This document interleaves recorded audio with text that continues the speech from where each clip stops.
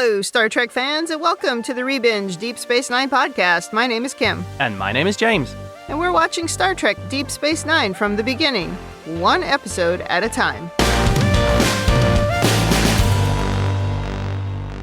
Welcome back to the podcast. Today we are on Season 5, Episode 25, In the Cards. This episode aired June 9th, 1997. Before we talk about this one, anything to say about last week's episode, Empok Nor, the requisite horror episode? No, it was perfect. Yeah, it was pretty good. It was a good podcast, good episode. I think we both enjoyed it. Oh yeah, it was a great episode. Thoroughly enjoyable. A lot of hand-waving, but we were okay with it. We can live with that. Yeah. All right, well, are you ready to talk about this episode? Absolutely. So in the cold open, everyone is having dinner in the Sisko quarters looking glum. The music is muted and somber, and no one is really talking, and Worf is standing in the corner, literally staring at a piece of plastic art hanging on the wall. He's so close, I'm not even sure he can see it. I didn't even notice this the first time through, but it's very clear the second time through. Yeah. Miles says another ship was reported missing along the Cardassian border, and Julian says unless Starfleet starts doing something about the Dominion threat, things are only going to get worse. Sisko doesn't want to talk about any of this, but when he tries to change the subject, no one has anything else to say. Yeah, this is really bad. It is probably one of the glummest parties I've ever seen. Yep, it's like a sitcom episode where the main character always throws bad parties. Oh, Mary Tyler Moore. Mary Tyler Moore, yeah. It happened on some other ones too, but yeah, that Mary Tyler Moore was the first one I remember it happening on consistently. I did not watch that live, so you cannot ask me, how old are you? No, I didn't watch it live either. I've seen it on Hulu. Odo reports a 75% increase in the theft of food and medical supplies on the station, which is something that hasn't happened since the Cardassians were forced off of DS9. Eventually, everyone is depressed enough to leave the dinner party. Yeah. Sisko gets Worf's attention and says, "You've been paroled. The party's over." He says, "Thank you, sir," and leaves, which was absolutely laugh out loud funny. I really laughed at that. I would expect Klingon socializing to be a lot more raucous and a lot more enjoyable. Yeah, but an introvert is an introvert. However, usually the wallflowers at a party don't actually stare at the wall. Really? You think that's Worf? I think Worf would be more fun at a Klingon gathering. I think he'd be joining in with the singing, the drinking blood wine. He would like the singing. The toasts to the heroes. Yes, he would like the singing. But he's not naturally social. He has always, as long as we have known him, he's been a wallflower. He has not hung out with the right Klingons. That's my take. That's really not how introversion works. Speaking from experience. Yeah, not something I really relate to. Yeah, no, that is not something you relate to. Nog and Jake leave the party too, taking note of Sisko's depressed mood. And then just to make things worse, Ops calls to say that Kai Winn is coming to the station in the morning and wants to see Sisko. He's like, great. I'm still surprised Sisko doesn't have a standing order of just tell her I'm out. I think he does with Kira, but she was at the party, so she wasn't answering the phone. Plus, Kai Winn is being very sneaky here. She doesn't ask to talk to him. She just leaves a message. So there's no way out of it. Oh. Right. Yep. Well, because every time she calls and gets Kira, Kira says, yeah, he's out. He's busy. He's out emissarying. Yes. Now we go to Quark's with Jake and Nog, and Jake is worried about his dad's mood since he's the one who usually lifts everybody else up. Quark approaches to say there will be an auction tomorrow of the galaxy's rarest and most valuable antiquities. And he gives them a list of the items for sale, which was found on a freighter that was adrift. Nog starts reading the list, and it just sounds like a bunch of junk. Except for one thing, a mint condition Willie Mays rookie baseball card. This gets Jake very excited. He thinks this is the perfect way to cheer up his dad. He says all he has to do is get this card for his dad. How hard can it be? So you know it's going to be very hard. Yeah, we've watched television. We know that is a keyword for this is going to be very difficult. Totally. And we cue the theme song. So it makes me wonder, was this freighter like the storage facility for a low-level collector? We keep on seeing these collectors turn up in Star Trek. Yeah. So I'm wondering if this is like the B-list of collectors. Yeah, I don't know. We never find out any details about it, but I think that's what they're implying, yes. So now Jake wants Nog to give him the latinum for the card, but Nog doesn't see why he should hand over his hard-earned money when humans have rejected currency-based economics. And we get a little bit of exposition about the ideals of humans in the future of the money is worthless. It's about improving yourself. Well, he kind of quotes Picard from First Contact about the betterment of humankind or whatever the line is. But I really liked it when Jake can't explain it at all, when Nog is like, what does that mean? It means we don't need money. Yeah. Well, Jake eventually does guilt Nog into helping by pointing out that Sisko got him into Starfleet Academy. And also, Sisko was the one who believed in Nog when no one else did, so he kind of gives in. Oh, it's full emotional blackmail mode. Oh, it's terrible, yeah. Why doesn't Jake ask Dax for help? Dax has money. She's got platinum hidden somewhere. That's true, but we have seen before Dax is very bad with money and will actually lose it when she bets incorrectly in Tongo games.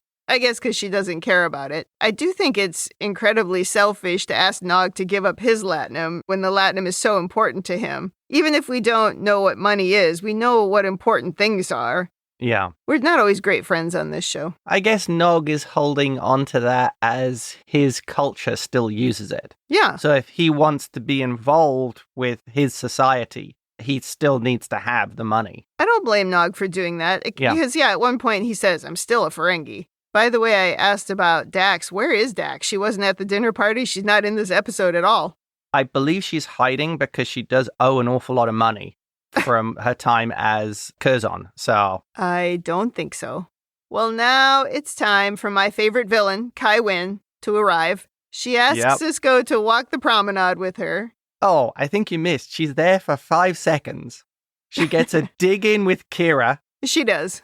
And she walks straight in and calls him the emissary. Sisko's response here should be, okay, what do you want?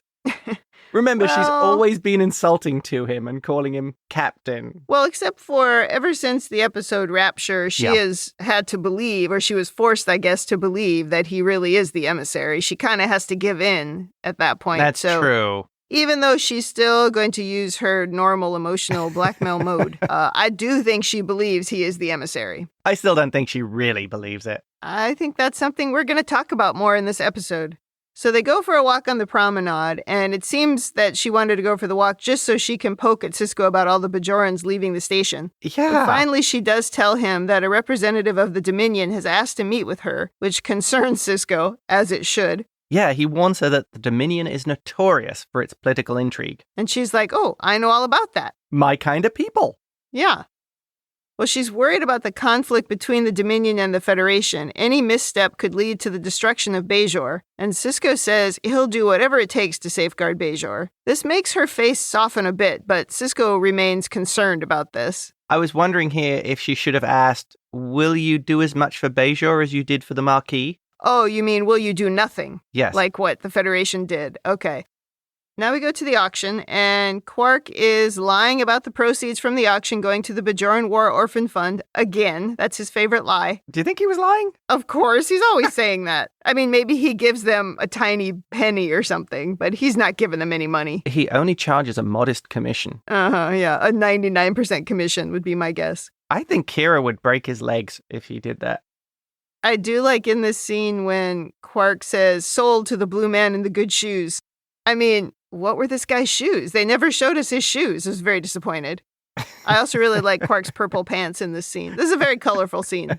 Eventually, we get to the thing Jake is interested in. Unfortunately, it's in a box of a bunch of other stuff. That's always a problem at an auction. Yes. And they get into a bidding war, first with a Bajoran Vedic, but then a random human-looking guy drives the bid well past Nog's entire life savings to 10 bars of latinum. The dude immediately runs off, and Jake is left disappointed. I did read here that we had established a bar of latinum was 20 strips. Yeah. Yet the bid goes from 1 bar, 25 strips, to 2 bars. So it's actually backwards. Oh. Yeah. I didn't notice that. Well spotted. Yeah, it was on Memory Alpha.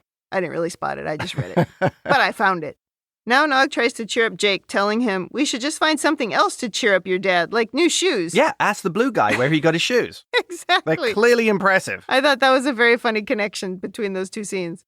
But Jake feels like it's his destiny to get that card for his dad. Oh, my goodness. Uh-oh. So we go back to the auction site where everyone is picking up their auction purchases. Yes, and we see Morn again. I think this is the second time or third time we've seen Morn. Oh, yeah. He's at the auction. Yeah. And he's carrying out one of those velour-looking paintings with a matador on it. Yeah, acrylic on black velvet. Yeah. Very, I don't know, late 70s. It looked like it, right. Dogs playing poker kind of thing. Yes. So Morn clearly has an eye for 1970s high culture. Yeah, he got something he wanted, which was pretty cute. But when Nog and Jake try to talk to the squirrely little guy who bought the box containing the baseball card, he tells them he's not interested. He says, "I won't be hounded by you soulless minions of orthodoxy," which is a line that comes up many times in this episode. The writers were very proud of that one. They were, and he said it at least 4 times, I think. He says he hasn't broken any laws except perhaps the laws of nature, so stay away from me, and then he runs off. Yep. Not terribly helpful and a little bit confusing. Well, now the Dominion are once again allowed on the station, as we see a cockroach ship docked, and Weyoun entering telling Sisko how delighted he is to see him. Sisko is not so delighted, which makes Weyoun laugh and appreciate the joke. But Sisko is not joking. I like how Weyoun spins it and says, "How delightful. You feel comfortable enough around me to make jokes. I'm so pleased our relationship is evolving." Yes, and Sisko's response is, "It's not a joke. I don't like you. We're not friends." And Weyoun is hurt that they aren't pals, and he says after his meeting with Kai Winn, he's sure they'll be seeing a lot more of each other. Weyoun is such a gem. Every time he appears as Weyoun, Jeffrey Combs just makes the character that little bit better. Yes. He really seems to bring something to this. He can put a positive spin on anything. It's, "Oh, I like you." No, you're just saying that. I don't think the word means anything to you. I'm not sure. I mean, he certainly uses that as a tactic because he uses it again later, like on Jake. But I also think maybe because we talked about how much he was enjoying himself on the station the last time he was there because he was playing Dabo and he was also laughing at Ducat and Sisko as they were kind of insulting each other. I do think he enjoys that. Yeah. Oh, that is toxic as he drinks the poison. Right. That's true. He did seem to enjoy his time on the station. Yeah, I mean, we talked about him being a good guest on Dax's podcast because I think he would just enjoy everything. Oh, absolutely. I mean, I think he's ruthless and horrible, but I think he enjoys it. That is a very interesting take.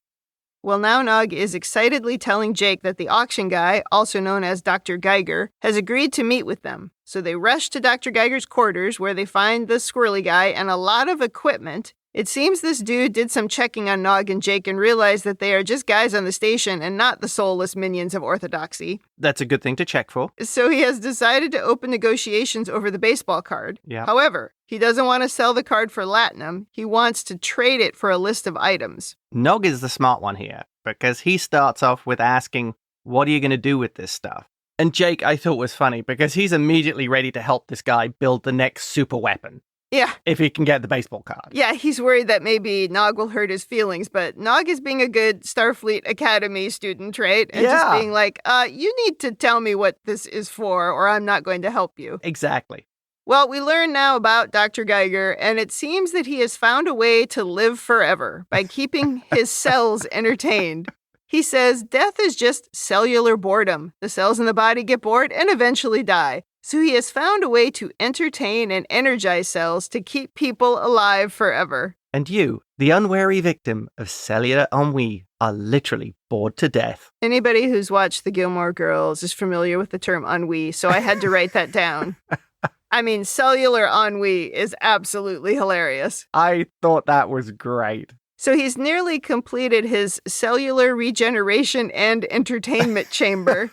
It sends uplifting and entertaining messages to the nuclei of every cell in the body. You have to spend 8 hours a day in the machine, and you will never grow old or die. And I guess you can't sleep when that's happening, because I would think, oh, well, do you just sleep in it? But no, he's in it during the day. Yes. So this guy is Looney Tunes, but Jake and Nog discuss it, and even though the guy is crazy, they're going to try and help. I did like hear how Jake and Nog confer. And Nog is like, his ideas are a little odd. He's crazy, isn't he? And Jake is like, completely. Yes. There was a lot of humor here. And I liked how the actor who plays Dr. Geiger, he plays this completely straight. Oh, yes. He's very serious. And it really sort of adds to that character of the nutty professor kind of thing. Yeah, I also read on Memory Alpha that in one of the versions of the story, he was actually trying to bring his wife back. Oh, that's way too dark. Exactly. And they decided that's not the tone of this story. Yeah. Now the people watching it will kind of cheer for him, and that's not what you want to have happen. You want the audience to know that this guy's a bit loony. Yeah, this is sort of a cookie theory. Yeah. One thing I'll bring up here is, don't you think, as a good Starfleet cadet, Nog should at least contact Odo and talk to him about, is all this equipment safe, registered, allowable for use in personal quarters? Well, I mean, how did he get it in there? Also a good point. Could have transported it. Yeah, I mean, you shouldn't be able to, but we've seen that you can. Yes. You know how Odo wants to lock everything down, but it does seem like even just basic security is terrible. So, right. Yeah, I think you're right. Well, so now we start going after the items by negotiating work with the crew. First, it's a Cardassian power cell of some kind. Yep. Which they get by doing some work for Miles, allowing him to go to a holosuite. And Nog teaches Jake about incentive-based economics. He does. Although I still think this is a little silly that they don't just tell the crew what they're doing. Wonder about Miles being someone who wouldn't spread the secret around. You know, Dax, it would be on her podcast. Oh, yeah, you can't tell Dax. Yeah. But you could tell everybody else. Like Worf wouldn't have told anyone. No. Speaking of incentive-based economics, Nog knows if the crew has no reason to help, they aren't going to get the items they need. So they start doing tasks around the station for various people in order to get all the items. Because the next thing we need is from Bashir.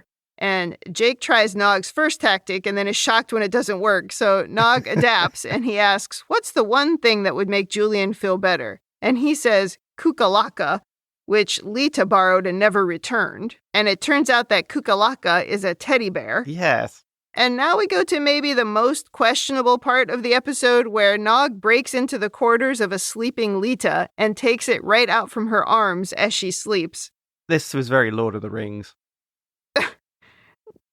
I wouldn't say this was very Lord of the Rings. What are you linking it to in Lord of the Rings? Yeah. The scene in Lord of the Rings where Peregrine Took takes the Planeteer, that's the ball thing where you can see places that Gandalf was holding while he was sleeping.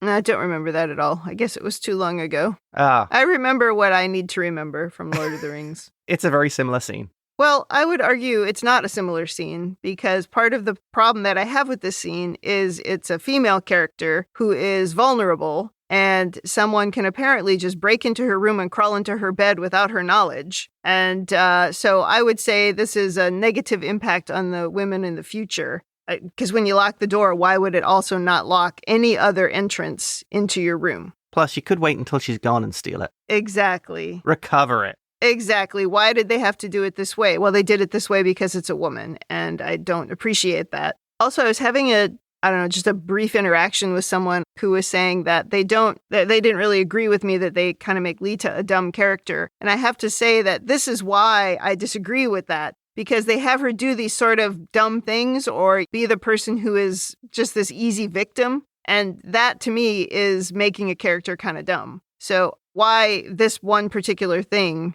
had to be with the female character. Okay, I can see how that scene could be considered rather tasteless or very tactless.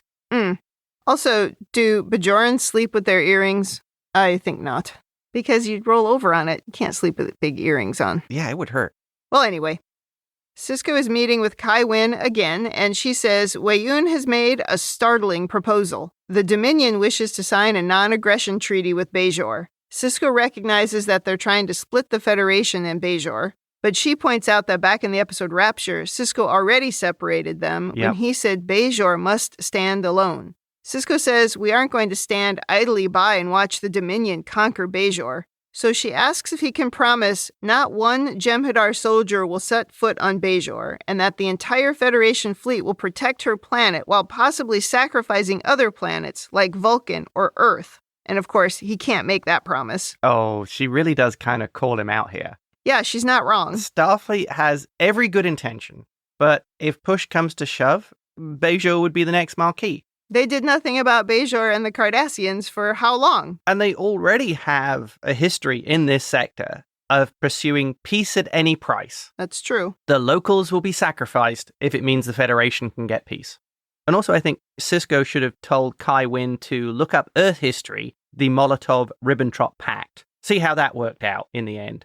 That's some homework for listeners who don't know about that. Okay. You drop that one on the floor. I'm just going to leave it there. So Kai Winn says she must choose between being the first casualty of war or being the next Dominion-conquered world. And I know I've asked this before, but I don't understand why this is her choice. Why isn't Shakar involved in this conversation? I have over-analysis on that. Okay. She tells Sisko here that she asked the prophets for guidance and she consulted the Orb of Wisdom migraine trigger, but she's not getting any answers. So she's come to the emissary who has heard the voice of the prophets. She says, "Tell me what to do and I will do it." Wow. This is huge. I think this is the first time that we actually see Sisko being directly asked for his advice as the emissary. Yep. And he gives it. He does. He says, "Stall. Tell Weyoun you have to consult with someone or you have to meditate on it, but stall for time." When she wonders what she's stalling for, he doesn't know. He just knows the moment of crisis isn't here yet. He thinks Bajor's options must remain open. He tells her she must trust him. And then she grabs his ear, uninvited as usual. Yep, no permission asked. And then says, "We are in your hands." Oh, yeah. She says, "Very well, emissary. We will put ourselves in your hands." That was great. Yeah. But did you believe her when she said it? I don't know. I think she is actually desperate. Oh, I agree. Yeah, I agree she's desperate. Yeah, I think she's actually in the position where, for the first time ever, I think she's actually really threatened and now has to take the advice of the emissary. I think she's almost out of her depth here. Oh, yes, I agree with that completely. And the closing of this scene is just priceless. That look on the face of Sisko. He literally has the fate of a world on his shoulders. Yeah. This is what I love about the Sisko character. Avery just brings him to life here. The look on his face, and when he puts his head in his hands, you can see everything that character is going through. He's been forced into this position to actually be the emissary, and I don't think we've ever seen this. And he knows that he told them to stand alone and not join the Federation, so he must feel responsible. Yeah. But he doesn't know all the whys because he never got to that before they did the surgery and stopped him from having his visions. And he knows that he can't trust Kai Winn. It's even more complicated than being stuck between a rock and a hard place. Yeah. He's in a really impossible situation.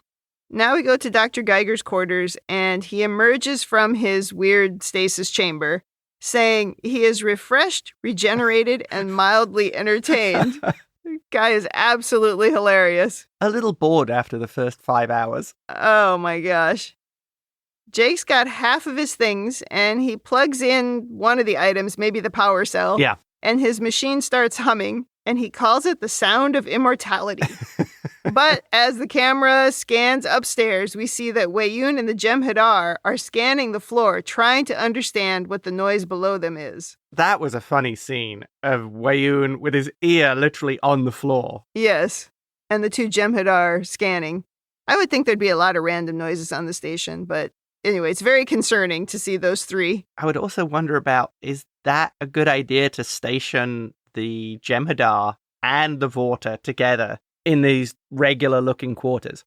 Wouldn't you have them up on a pylon somewhere? You'd have somewhere special, lock them in the brig. Why would you even give them quarters? I don't understand any of that. Why wouldn't you escort them back to their ship? Yeah. These are not nice people. No.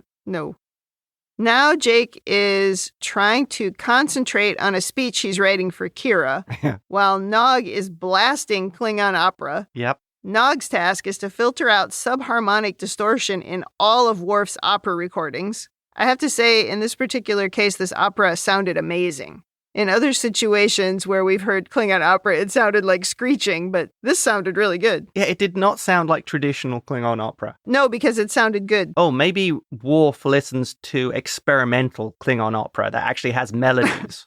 Maybe. Also, why, with Nog's better hearing, would he need to blast it so loud? I think it's because he said Worf listens to it at that particular volume level. He did, at exactly 80 decibels, but the volume with his superhuman hearing. Interesting.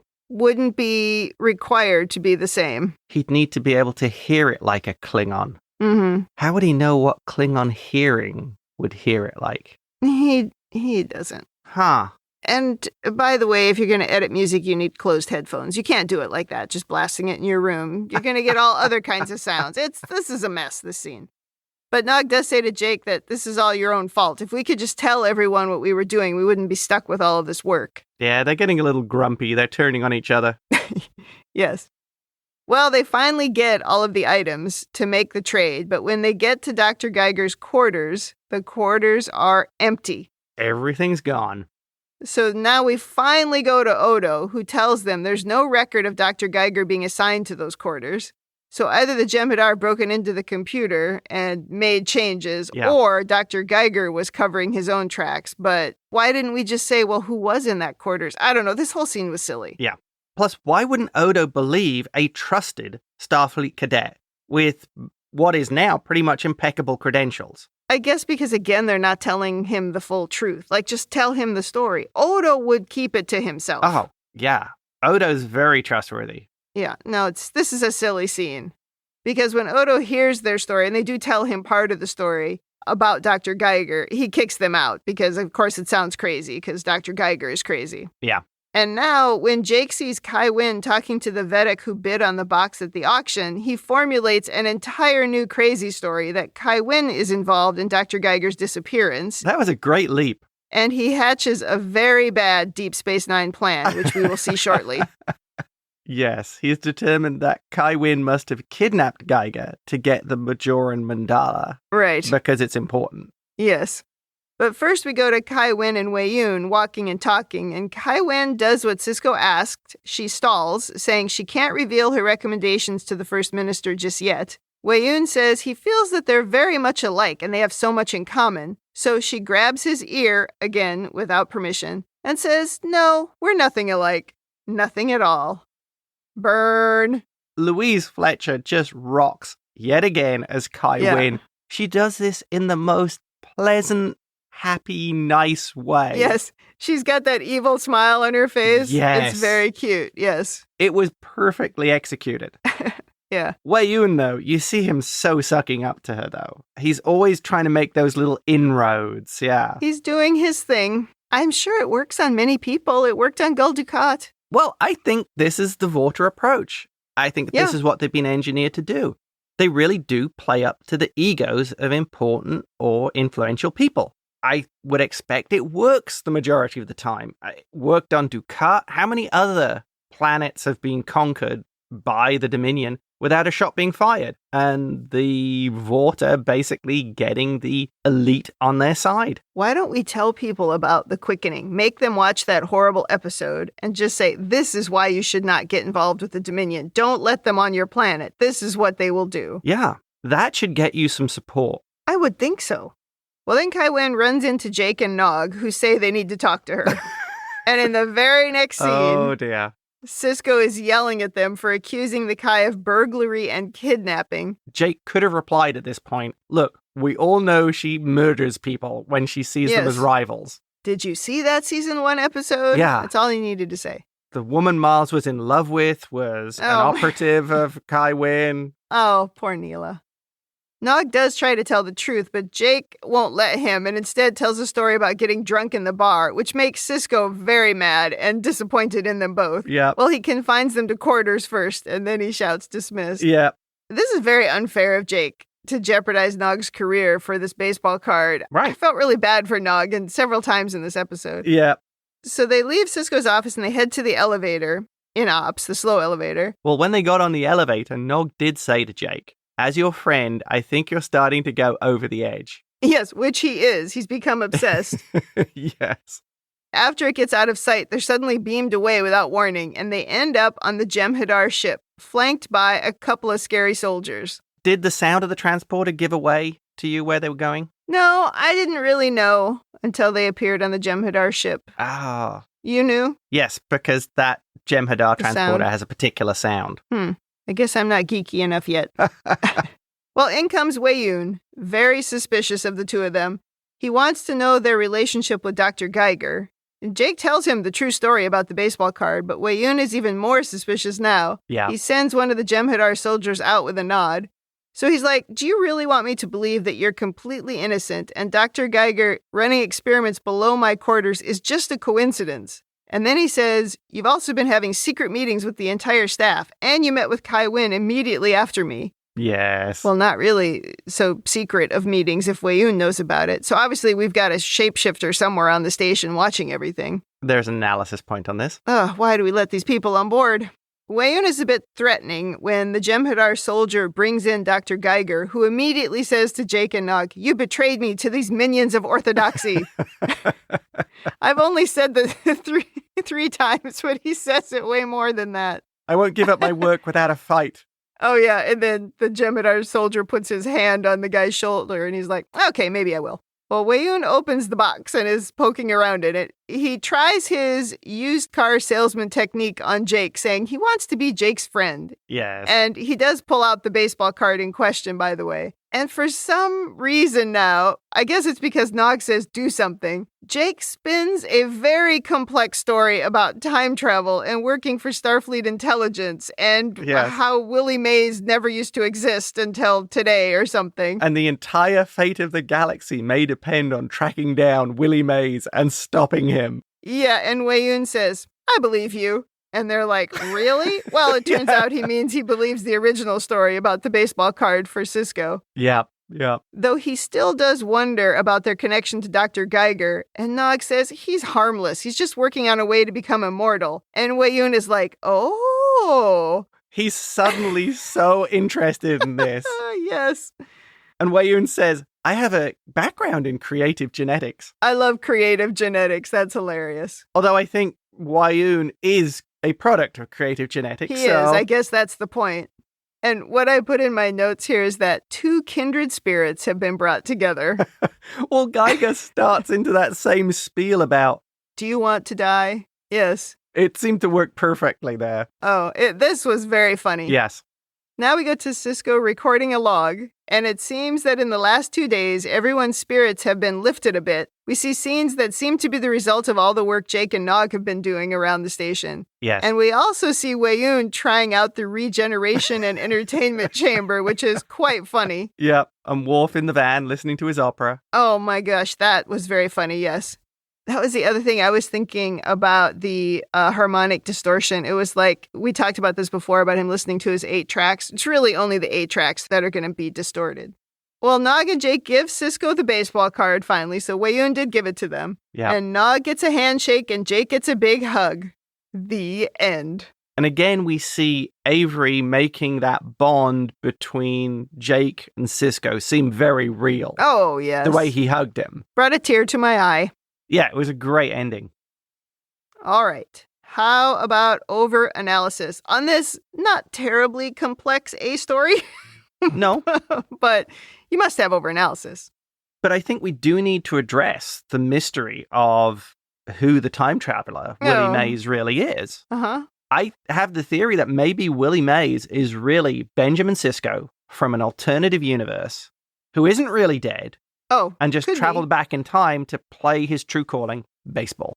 Yeah, maybe that famous catch. Or there's like really old-timey video of Willie Mays with this famous catch over the shoulder. So yeah, that didn't really happen. It was actually a time traveler. So all of baseball history is really called into question. That's pretty scary. And let's not forget, even this universe Sisko isn't adverse to traveling back in time and playing other historical characters. Oh, I would imagine Sisko would really like to be the one who was Willie Mays. Yeah. More than he liked the guy from the Bell Riot. I think they should have shown the picture of Willie Mays and it was actually Ben Sisko. That would have been amazing. Yeah, Jake looks at it, he's like, gosh, this guy looks a lot like my dad. That would have been funny.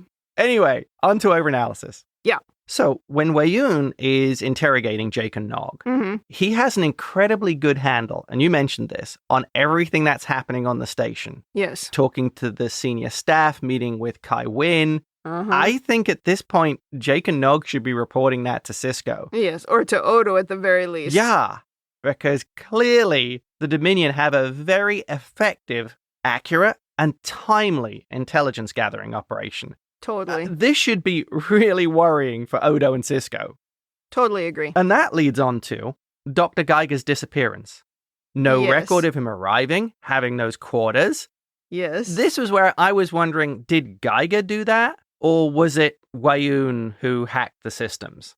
Either way is bad, but it's much worse to Yeah. think that it was Wayun. Right. And I bet it was. And now they have Geiger. If he's able to hack those systems, they have that ability now. Mm-hmm. And Odo didn't even get any of his warnings. Because remember when other people have, he's had these alerts. Yep. You are badly compromised here. Oh, completely agree. This gave me the feeling that we're completely compromised all the time on this station. Yeah. There are no secrets. They know everything that goes on. And I don't know why we don't care.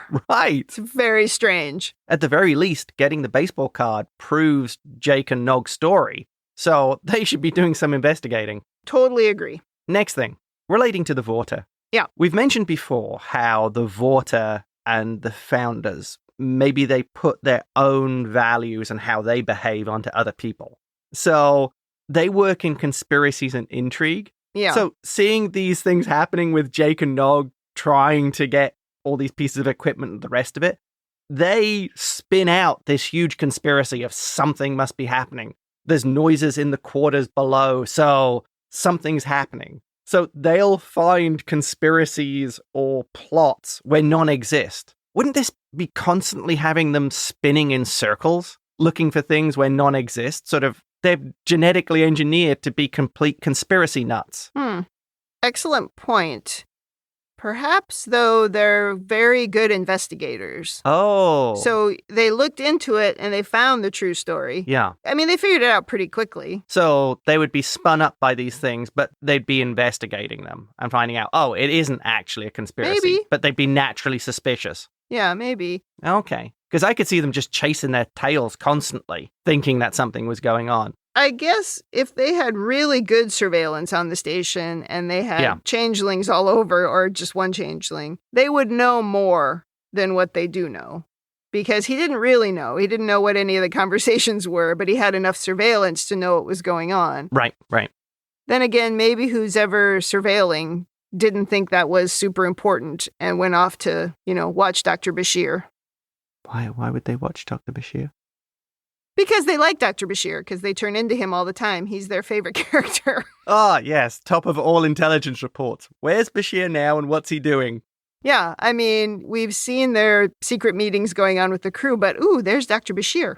His genetically enhanced self is very attractive to the shapeshifters. Yeah, maybe that's it. They're actually attracted to Bashir's genetics. Maybe. I like that one. That's a good one. Thank you. Next point. So what was Dr. Geiger actually after?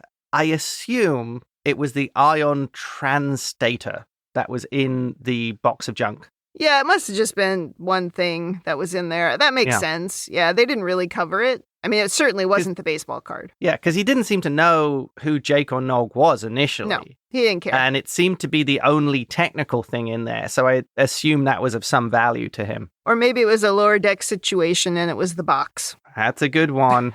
It's a cute box. It was made of a rare alloy. Yeah. Okay, I like that. That's good headcanon there. Thank you.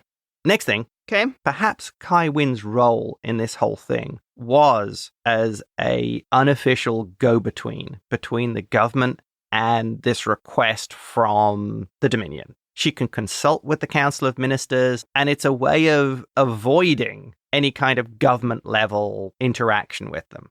So her as well also being able to talk to the emissary and get a Federation response without anything, if you like, being official. You see what I mean?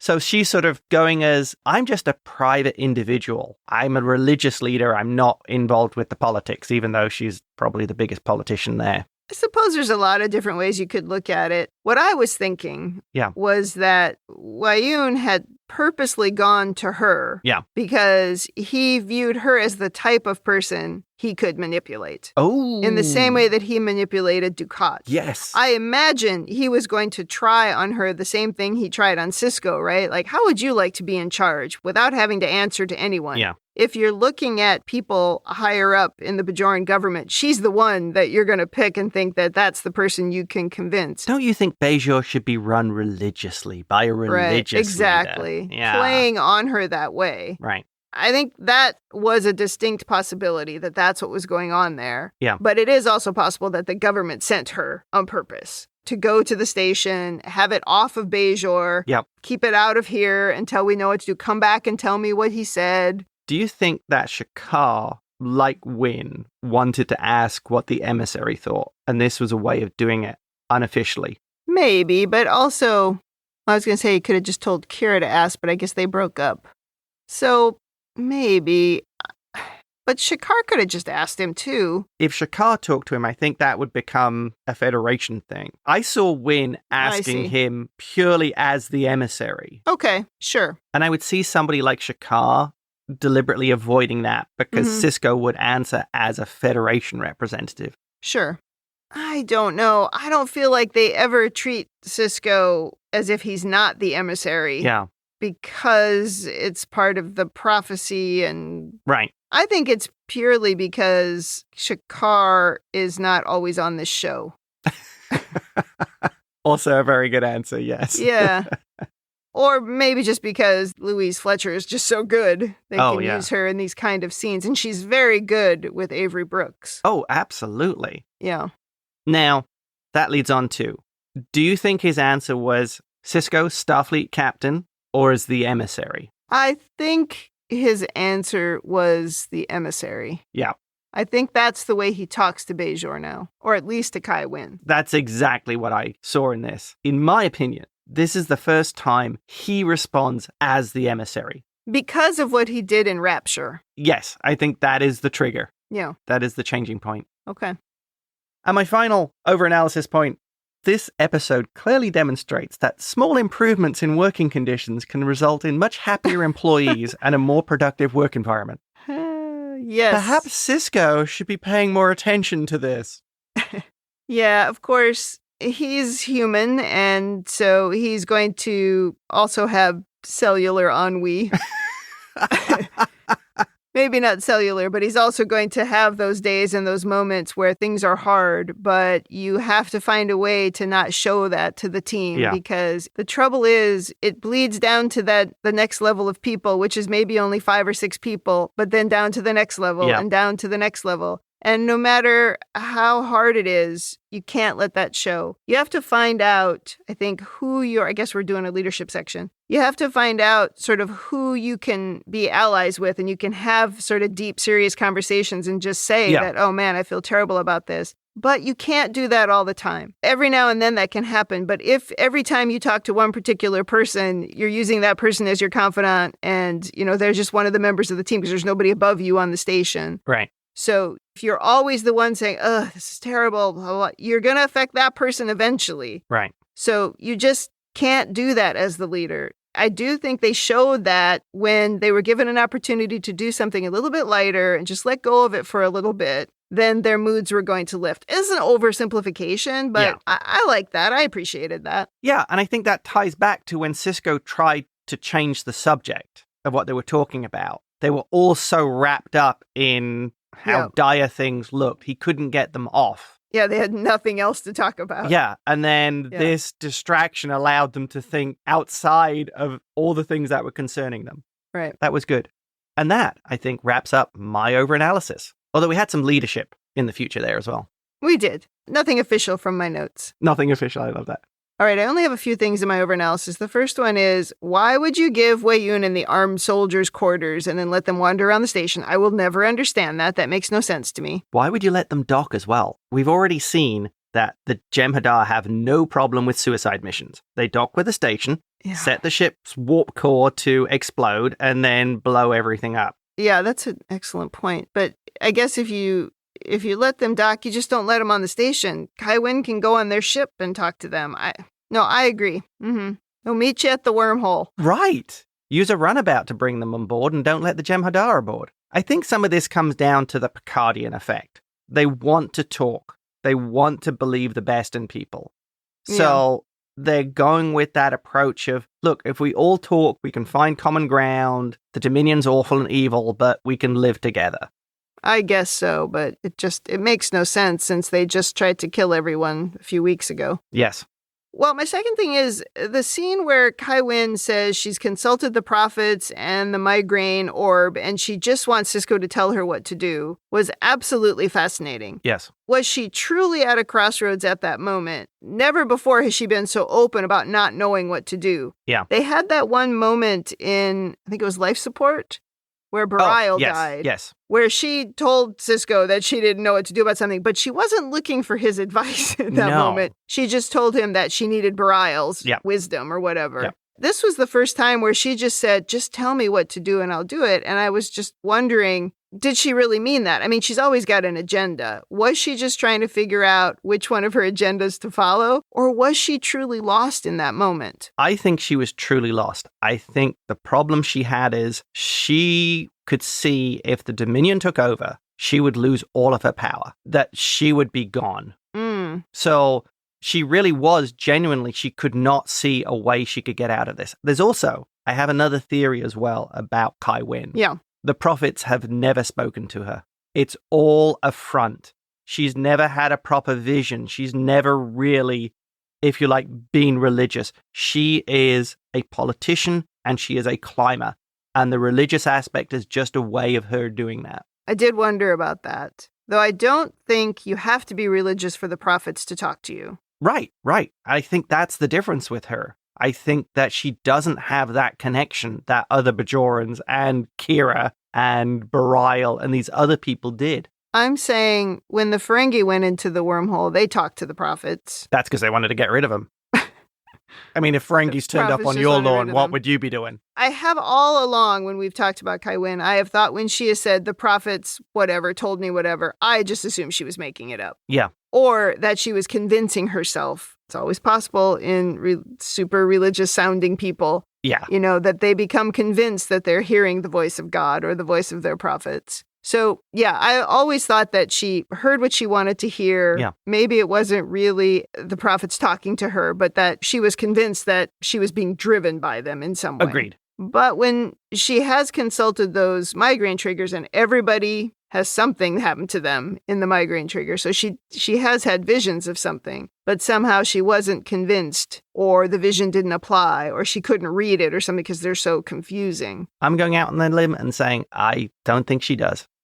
Interesting. I think that this is why she has so much trouble. I think that makes this character even more interesting. Yeah. Because it gives her just almost like another layer of nuance where, you know, she's not super evil. She really is trying to figure out what to do here, but she's flawed. We talked about that back in that life support episode where she wasn't good at that thing and she had to admit it and she needed help. And it's almost the same thing here. I would argue they don't do that very frequently, like with somebody like Gul Dukat. Maybe it's a male-female thing. I don't know. That wasn't the intent of my note here. But I think it's really cool when they take a character that we have sort of been instructed is evil. Yeah. And ruthless. And they twist it a bit that really she is flawed and she knows it. Yeah. So I just thought that was really cool. And of course, Louise Fletcher is great at it. And I think there's an element with her as well of absolute jealousy. Oh, totally. Because the prophets talk to Sisko and they talk to Bareil. Totally. She's extremely jealous. I think if she didn't have the connection with the prophets and didn't have those visions, this is what leads me to believe that because of that jealousy. This is something she's missing out on. Yeah, okay. I get that now. Yeah. Well, the only other thing I had in overanalysis is that I really love the scene where she burns Weyoun in the hallway. That was like a true meeting of the evil minds there. That was really good. Yes. Again, you wanted the Vedex in the background to go, ooh, burn. That would have been so funny. Yes. All right, so let's go to women in the future. I don't have a lot because no Dax. Kira has 2 lines, very little to say or do in this episode. And a round of applause. That's right, when she's giving her speech that Jake wrote. I didn't like the scene where Nog climbs into bed with Lita, who again is too dim-witted apparently to know that this is happening. Didn't like it, didn't appreciate it. I get that it was played for laughs, Doesn't mean I had to appreciate it or like it. But other than that, I don't really have anything else. All right, so I'm just going to go to rating. Thumbs up, thumbs down, or neutral. What is your rating? Absolute thumbs up. This is probably in one of my favorite episodes of Deep Space Nine. Oh. It's a good episode. It's funny. They actually make the humor work while having a serious story. Louise Fletcher is great. Of course. I see this as probably one of the most important Sisko episodes, as well as Louise Fletcher. Interesting. And they managed to make the humor work. The rewatchability of it is really high. I remember watching it the first time and laughing my head off. It is funny. As well as being serious. So a great balance of episode. Great performances by everyone involved. Jake, Nog, Sisko, Louise Fletcher. Weyoun. Combs gets better every time he plays Weyoun. And you'll be pleased to know we see more of him. Oh, I'm not surprised. So thumbs up.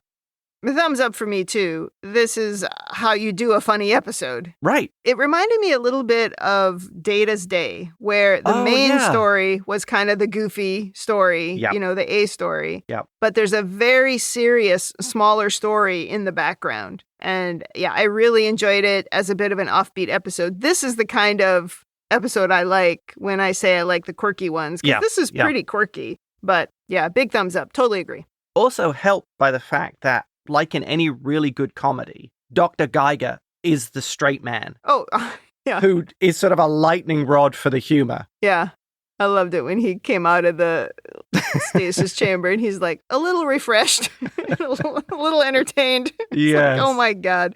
That was good. And the actor who played him just did a marvelous job. Yes, he absolutely did.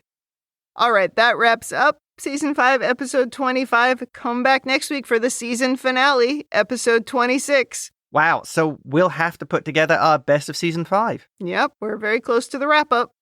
All right, in the meantime, if you'd like to send us your own overanalysis of this or any episode, or if you just want to say something nice, you can email us at rebingeit@gmail.com. We got a great email today. Or you can tweet us at Rebingeit. We're also on Instagram and YouTube at Rebingeit. You can check us out on talkthroughmedia.com, where you can listen to our other Star Trek podcasts in the network, and you can also leave feedback there for individual episodes. And as a reminder, there is a Patreon for the Talk Through Media Network. It is called patreon.com/Star Trek TTM. And all of the proceeds from that Patreon go to supporting all of the podcasts on the network. Thanks for joining us on the Rebinge Deep Space Nine podcast. That's it for me. And that's it from me.